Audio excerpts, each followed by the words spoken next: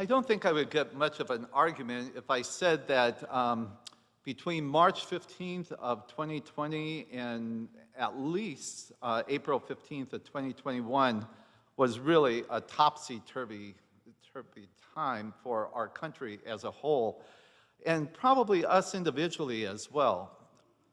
So many things that we took for granted just were turned on its head, and you just couldn't count on anything that in the past would have been routine.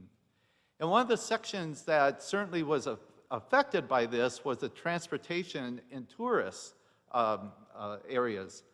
And as a result of this, then there were 19 people from Church of the Ascension that were scheduled to go to the Holy Land for a tour of the Holy Land at that particular time. That had to be canceled, and thus far it hasn't been rescheduled. But hopefully it will, because that is a trip. If you ever get an opportunity to go, you need to do that. But that is a trip that once you go there, it changes your life. When you walk where Jesus walked, when you saw what Jesus saw, it just is something that you will never hear gospel quite in the same way. My wife and I had the opportunity about 16 years ago to go with about 24 people along with Father Park at that particular time. We spent 5 days up in the Galilee area in the north of Israel and 5 days in Jerusalem. And as a result of spending that time up in Galilee and around the Sea of Galilee, when I read this particular passage, I just started having visions of what it was like that night when Jesus was getting on those boats with his disciples. Now, if you look at the Sea of Galilee, it's not a particularly big sea. It's 8 miles across, it's 10 miles north and south. So theoretically, in the middle of a day, on a clear day, you could be right in the middle of that sea and you could see land all around you. But this particular time, what our passage says this evening is that it was evening. Jesus was ministering that particular day. He was tired.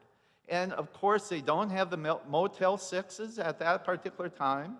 They don't have a lot of restaurants along the way and everything else. So since a number of his disciples were fishermen, a great way to get around would be by boat.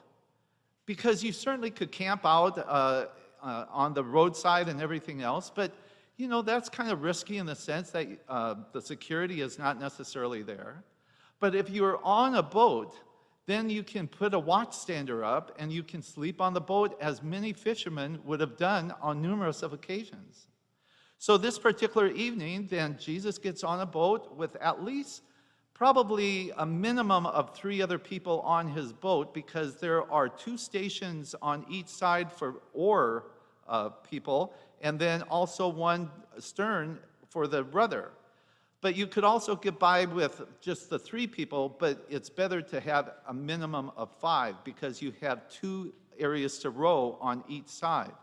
And so what they would do is they would row out just beyond the land, and then that's when they would put their sail up on their single mast. And they would set the watch, and then the people would just sleep on the deck or wherever. Jesus was already asleep right below the sternman. What it had is it had a cargo hold right above the main mast where they would put the fish in. But in the latter part, it wasn't tall enough for a person to stand up, but it was small enough that you could get in and you could lay down, you could maybe sit down as well, just to take a little rest. And so that's where Jesus was this particular night. And so they're out there and they're sailing to the other side, but it's going to be an all-night thing. They are not in any big hurry. They put the sail up, people start going to sleep, the watch is set, somebody's on the rudder. And so all of a sudden, a big squall comes up. And even though, you know, the Sea of Galilee is only 10 miles by 8 miles, you understand living in this particular area, when you have a strong wind coming, then you can have whitecaps almost regardless of how big the body of water is. And the other thing that really complicates this is it's pitch black. You know, you don't have the street lights, you don't have the boat lights or anything like that we are used to having. If you've ever been lucky enough to go out on a cruise and you go out there at night, you can see all these stars because it's so dark. Well, that's how it was out there that particular night. And then the squall comes up, and then what happens is, as many of you are boat people, you know you have got to get the bow of the boat into the waves so that it's crashing. The seas are crashing. The seas are crashing towards the front, which gives the least resistance. But what happens in the dark if you don't know which direction the waves are coming from? The waves are coming this way one time, this way the next way, and the waves coming from the side is something that is going to have the biggest possibility of capsizing you. These fishermen knew other fishermen who died while they were out there fishing on a very familiar sea. And that's what they were afraid of. Now, these were people who have not been with Jesus for a particularly long time. This is chapter 4 of Mark's gospel. So what happened in the previous 3 chapters is that Jesus has called his disciples. Jesus has appointed his apostles. Jesus has healed people physically. Jesus has cast out demons from people as well. So these disciples see Jesus as a miracle worker, but in a very kind of limited way. But when they call down, "Teacher, do you not understand that we're perishing?" And he comes up and he quiets Mother Nature itself. It is something totally different from the miracles that they have witnessed in the past. That Jesus has even control over nature. And Jesus says, "Do you not yet have faith in me? Do you not trust me?"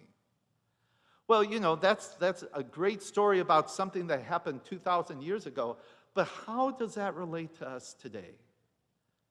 Well, it relates to us today because a lot of times we believe that we have control over situations, just as those fishermen going on that boat that night felt that they had control over their situation until they don't have control anymore.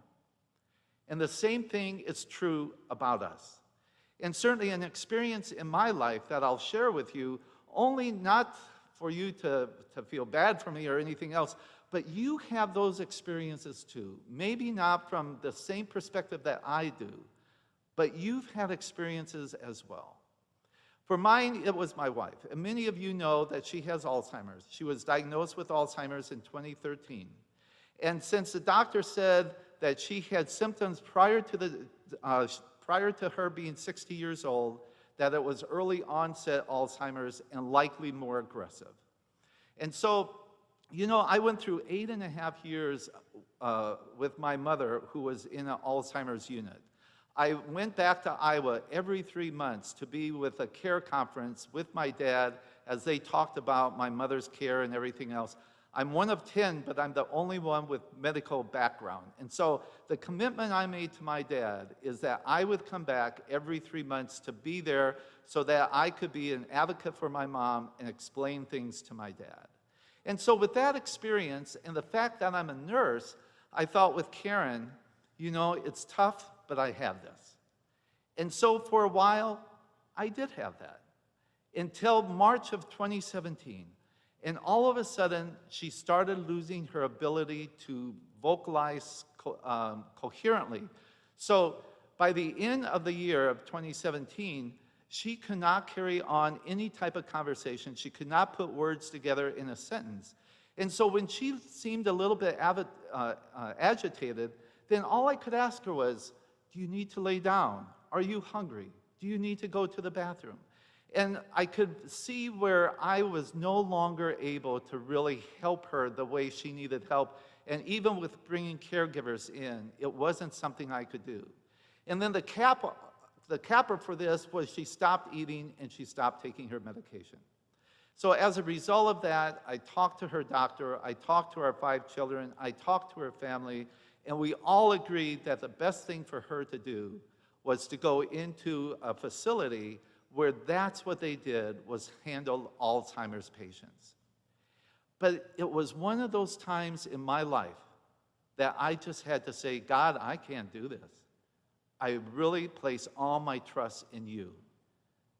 And so as a result of that, then God showed me that the best place for her was not with me at home, but was at a place where she could get the constant care that she really needed. And so many people come up to me and they say, you know, Gary, I'm just so impressed with the attitude that you have knowing about Karen and everything else. Well, the reason I have that attitude is I turned that over to Jesus. I could not handle that. And so with God's help, then I just look at the positive side. And I'm just grateful that she's still here with us, that she's not the way I would like her to be, but on the other hand, she's still with me. And so, you know, you have to just kind of take a look at some of the positive aspects. And when you look at it in that light, then all of a sudden, it makes life so much easier. And I'm sure that you guys have had some of those same experiences. Maybe it's not with a health concern. Maybe it's with a financial thing, a business that you have put your heart and soul in for years, and then because of the recession back in 2008, or because of the pandemic in 2020, you lost it. Or maybe it was a marriage that you put time and effort in. You know, that day that you said, I do, you thought this was going to last forever, and it didn't. And maybe it was a child that you have, and you know, despite your hardest efforts and things like that, you just don't seem to be able to bring that child around to see things a little bit better. So they aren't harming themselves, or they aren't doing destructive things, or their life could be so much better if they made better choices. I mean, we all have those situations. That's what makes this particular story so relevant today, even though it happened 2,000 years ago. It's when we get to that point in our lives that we just have to say, God, I can't do this by myself. And I turn it over to you. And it changes our perspective. It opens up opportunities that we don't otherwise see. And so with that, I want to move on to Father's Day. Because as I said, I'm a father of 5 children. Honest to goodness, I was a junior officer in the Navy, and I was partying every Friday and Saturday night, and I just was having a good old time. And then when our first child came, there was nothing better than to have her in a stroller on a Friday or Saturday night, walking her around the neighborhood. I didn't need those other things. And unfortunately, I think that as a country, we kind of go back and forth, and maybe that's very natural. You know, I remember this the sitcom in the late 1950s, and it was Father Knows Best. Some of you maybe remember that. Well, you know, the thing about that is that that's the pendulum way over here. You know, there were 3 kids in the family, there was a loving mother and everything else, but despite her best efforts, you know, things just didn't work out until Dad came in and he fixed it.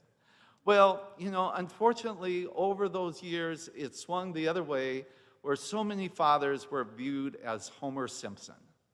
You know, and you know, what we really need is we need a vision of fatherhood in the middle someplace. Fatherhood is best when it's done with motherhood. And as a team, then they raise their children to be solid citizens as much as they can. No parent is perfect.